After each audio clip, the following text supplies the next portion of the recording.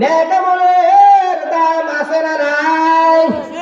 আরো জোরে বলেন, নেক আমলের দাম আল্লাহর কাছে আছে না নাই? মুসলমান ইমানদার, এক সময় আমরা দুনিয়ায় ছিলাম না, এখন আছি, আবার এক সময় থাকবো না। এই দুনিয়াতে আল্লাহ রাব্বুল আলামিন আমাদেরকে কেন পাঠাইলেন? এই দুনিয়া থেকে আমরা কি নিয়ে যাইব? একটাবার আমার আপনার চিন্তা করা দরকার। এই দুনিয়াটা আল্লাহ রাব্বুল আলামিন মারাত্মক বেহুদা সৃষ্টি করেছেন। আল্লাহ রাব্বুল আলামিন পবিত্র কোরআনের মধ্যে বলেন, ওয়ামাল হায়াতুদ দুনিয়া ইল্লা মাতাউল গুরুর। আমি আল্লাহ তাআলা এই দুনিয়াটা মারাত্মক বেহুদা সৃষ্টি করেছি। এই দুনিয়ার দাম আমি আল্লাহ তাআলার কাছে একটা মশার দানা সম পরিমাণ নাই।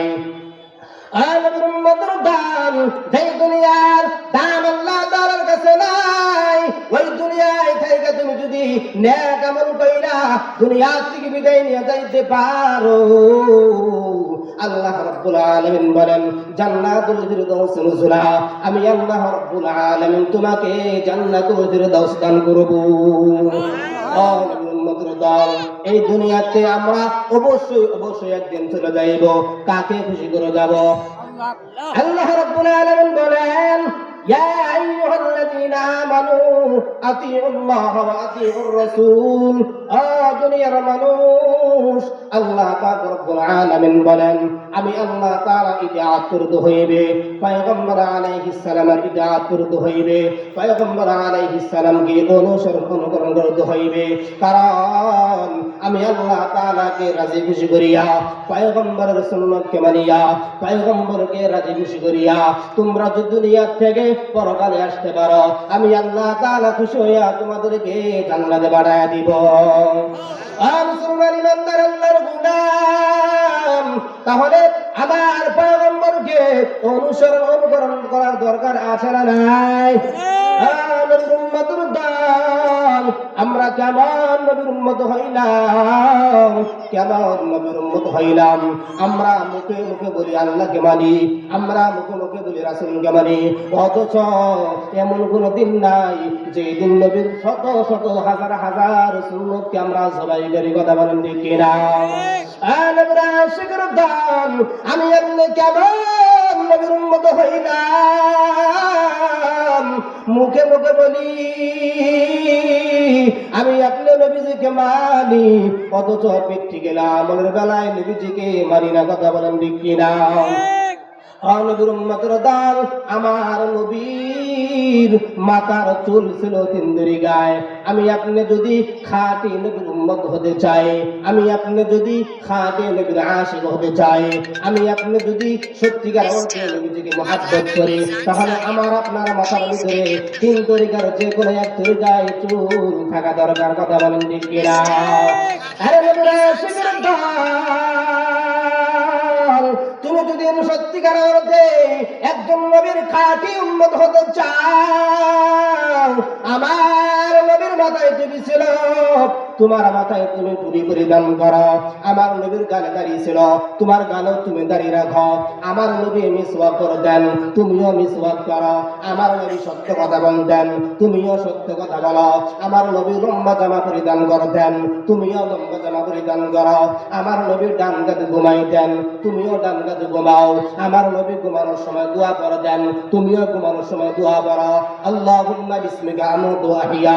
ঘুম থেকে উঠিয়া আমার নবী দোয়া পড়তেন, আলহামদুলিল্লাহিল্লাযী আহইয়ানা বা'দামা আমাতানা ওয়া ইলাইহিন নুশুর। তুমিও ঘুম থেকে উঠিয়া দোয়া পড়ো। আমার নবী জীবনে কোনোদিন মিথ্যা কথা বলে নাই। তুমি যদি একজন খাঁটি নবীর উম্মত হতে চাও, তুমিও জীবনে কোনোদিন মিথ্যা কথা বলিও না। আমার নবী কোনোদিন কাউকে গালি দেয় নাই। তুমি যদি খাঁটি নবীর উম্মত হতে চাও, তুমিও কোনোদিন কাউকে গালি দিও না। আরে নবীর উম্মতের দল, আমার নবী রাষ্ট্র পরিচালনা করার ক্ষেত্রে নবী একটা টাকা কোনোদিন দুর্নীতি করে নাই। তুমি যদি খাঁটি নবীর উম্মত হতে চাও, একটা টাকা কোনোদিন দুর্নীতি করিও না। আমার নবী রাষ্ট্র পরিচালনা করার ক্ষেত্রে একটা টাকাও বিদেশে প্রচার করে নাই। তুমি যদি খাঁটি নবীর উম্মত হতে চাও, একটা টাকাও বিদেশে প্রচার করিও না। আমার নবী বেগম পাড়ায় পারি করে নাই।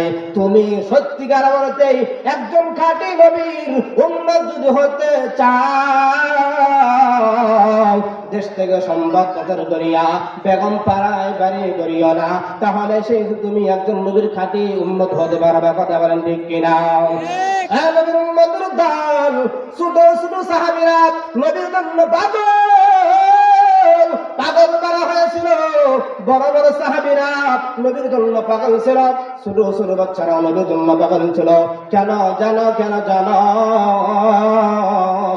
পয়গম্বর আলাইহিস সালাম মক্কা থেকে যখন মদিনায় আসবেন, ছোট ছোট সাহাবায়ে কেরামদের সন্তানগুলা বাবাদেরকে জিজ্ঞাসা করতাম, বাজান মক্কা থেকে মায়ের নবী রাহমাতুল আলামিন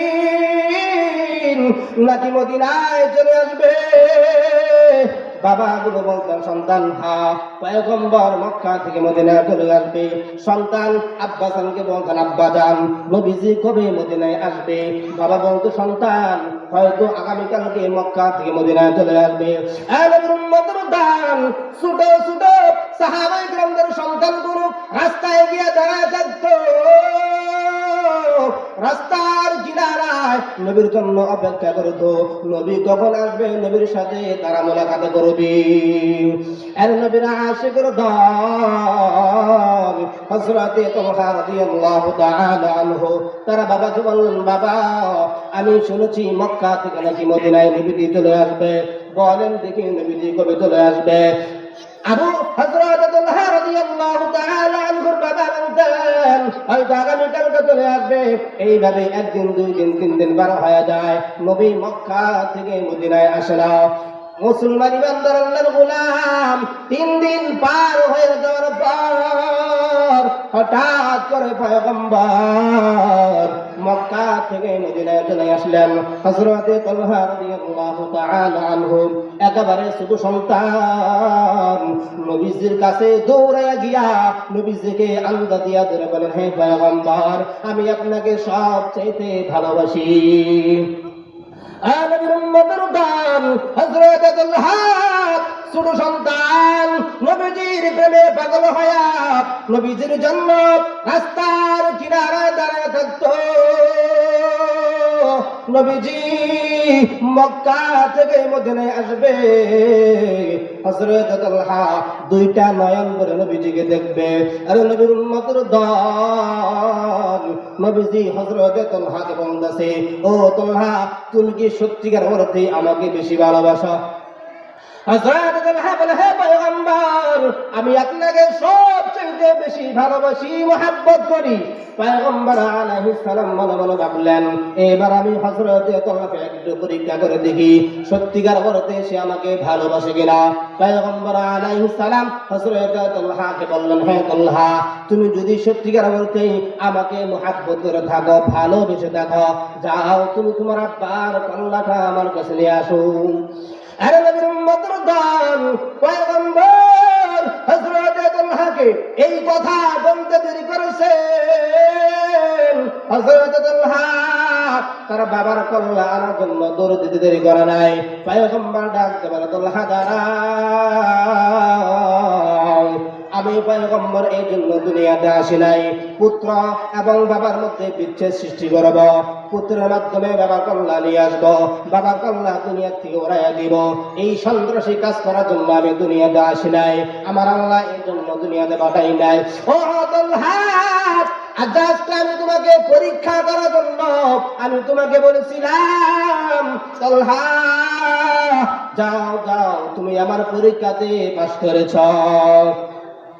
নবীর উম্মতের দল কয়েকদিন যাইতে না যাইতে হযরত তালহা অসুস্থ হয়ে পড়ে গেলেন। আর নবীর উম্মতের দল পয়গম্বরের কানে সংবাদ পৌঁছে গেলেন হযরত তালহা অসুস্থ হয়ে গেছে, এখন নবীজি তাকে দেখার জন্য যাইবেন।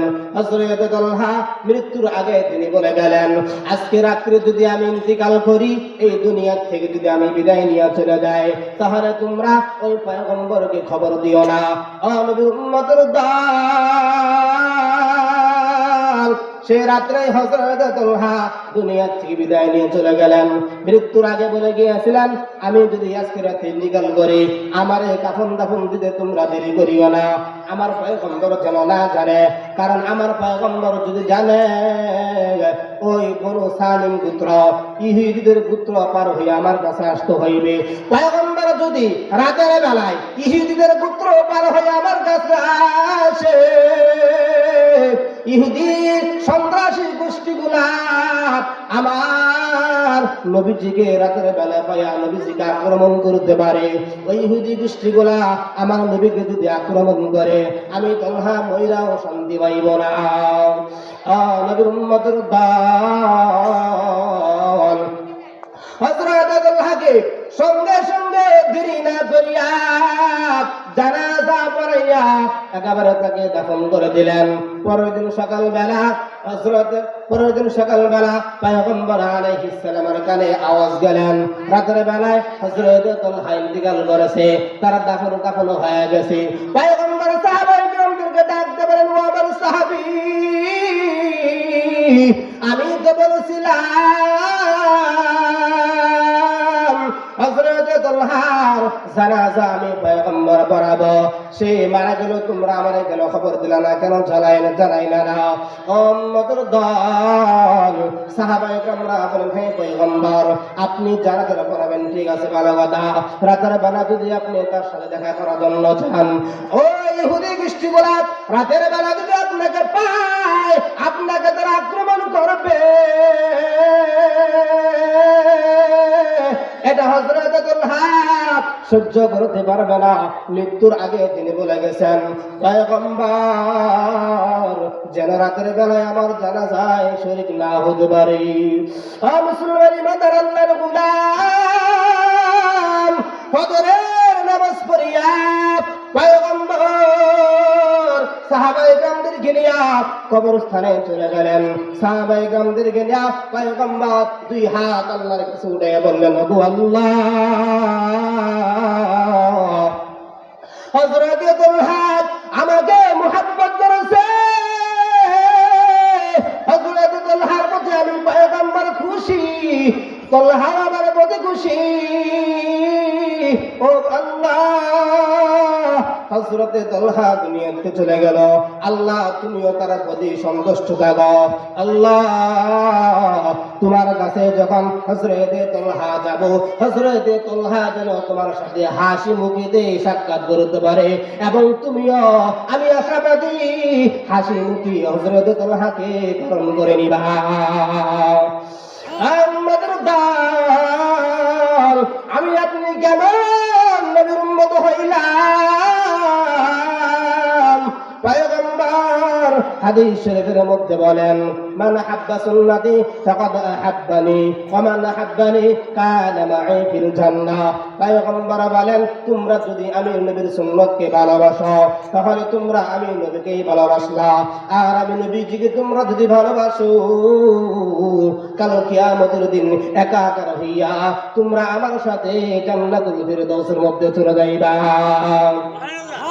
নবীর উম্মতের দল, আল্লাহ পাক রব্বুল আলামিন বলেন, আরে উম্মতের দল, দুনিয়া থেকে তোমরা আমার কাছে চলে আসবা, খালি হাতে আইসো না, খালি হাতে আইসো না, নেক আমল করিয়া তোমাদের ঈমানটাকে পাকাপোক্ত করিয়া তারপরে আমার কাছে আইসো, কারণ আমি আল্লাহ তাআলার ধরা বড় শক্ত ধরা।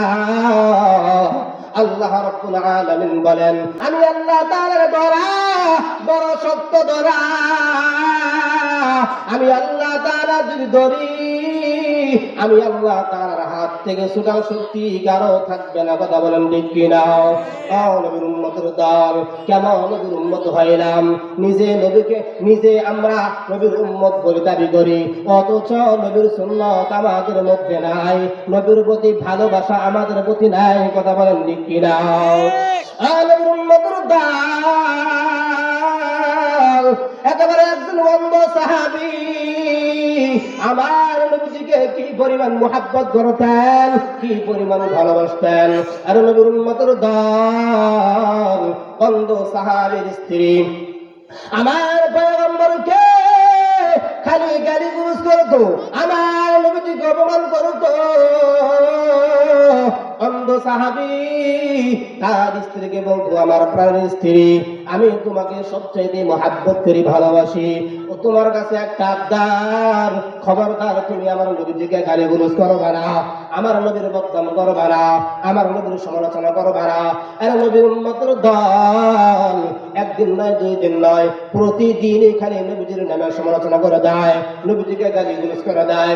একদিন বন্ধু সাহাবী রাতের বেলায় তার স্ত্রীকে আন্দা দিয়া ধরিয়া তার বুকুর উপর উঠিয়া হাতের মধ্যে তরবারি নিয়া সঙ্গে সঙ্গে তার স্ত্রীকে দুনিয়া থেকে বিদায় করে দিছি।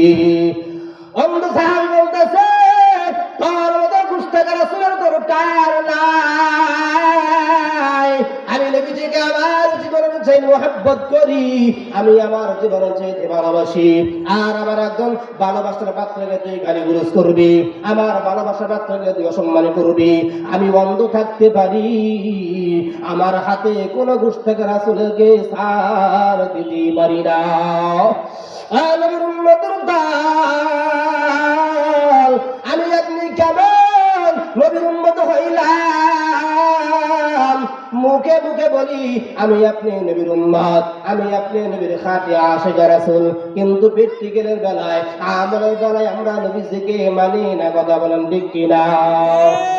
নবীর উম্মতের দল, আমরা এমন একজন নবী পেয়েছি, এমন একজন নবী পেয়েছি যে নবীর উম্মত হওয়ার জন্য, যে নবীর উম্মত হওয়ার জন্য পূর্বে নবী রাসূলরাও আল্লাহ তাআলার কাছে দরখাস্ত করেছেন। বলি সুবহানাল্লাহ। মুসলমান ইমানদার আল্লাহর গোলাম, আল্লাহ পাক রব্বুল আলামিন বলেন, ইয়া আইয়ুহাল্লাযীনা আমানু তাকুল্লাহ হাক্কা তুকাতিহি ওয়া লা তামুতুন্না ইল্লা ওয়া আনতুম মুসলিমুন। হে মুসলমান ইমানদার আল্লাহর গোলাম, তোমরা আমি আল্লাহ তাআলাকে ভয় করো। উম্মতের দল, আল্লাহ পাক রব্বুল আলামিন বলেন, ওয়া লা তামুতুন্না ইল্লা ওয়া আনতুম মুসলিমুন। তোমরা পরিপূর্ণ মুসলমান না হইয়া, পরিপূর্ণ ইমানদার না হইয়া তোমরা কেউ মৃত্যুবরণ করিও না। আরে নবীর আশিকের দল, বলেন তো দেখি আমরা কে কোথায় কোন অবস্থায় কেমনে মারা যাবে বলতে পারবো নাকি? না না, কে কখন কোন অবস্থায় কেমনে মারা যাবে কেউ বলতে পারবে না। তাহলে আল্লাহ যে বললেন মুসলমান হইয়া তারপরে তোমরা মৃত্যুবরণ করিও, তার মানে বোঝা যায় এখন এই মুহূর্তে যে অবস্থায় আছি, এখনই এই সময় আমার পরিপূর্ণ মুসলমান হওয়ার দরকার। কথা বলেন ঠিক কিনা?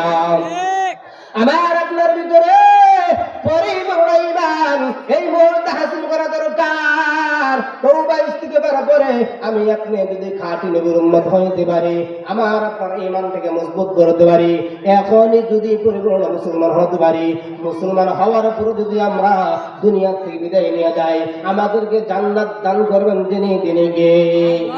আর জোরে বলেন, জান্নাত দান করবেন যিনি, তিনি কে?